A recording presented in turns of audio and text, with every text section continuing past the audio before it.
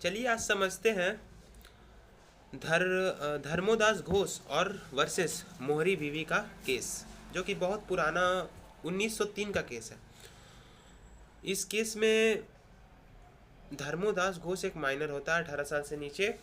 वो उसको लोन चाहिए होता है, तो वो मोहरी बीवी से लोन लेता है अपना प्रॉपर्टी गिरवी रख के, और फिर मोहरी बीवी जो है वो उसे लोन दे देता है, जानते हुए कि वो एक माइनर है तब भी उसे लोन दे देता है।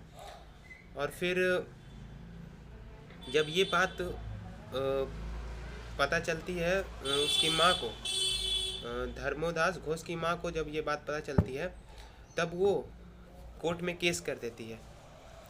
और फिर उसकी माँ ने कहा ये मॉर्टगेज गिरवी कैंसिल किया जाए, क्योंकि माइनर कभी भी कॉन्ट्रैक्ट नहीं कर सकता। ने इंडियन कॉन्ट्रैक्ट एक्ट की मदद से सेक्शन 11 को देखकर कहा कि माइनर कभी भी कॉम्पिटेंट नहीं होता कॉन्ट्रैक्ट के लिए।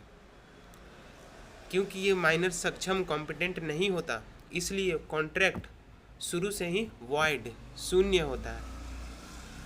ये भी बोला कि कॉन्ट्रैक्ट शुरू से ही वॉइड है तो मनी लेंडर भी रिपेमेंट नहीं मांग सकता। और आखिर में फैसला धर्मोदास घोष के फेवर में दे दिया गया।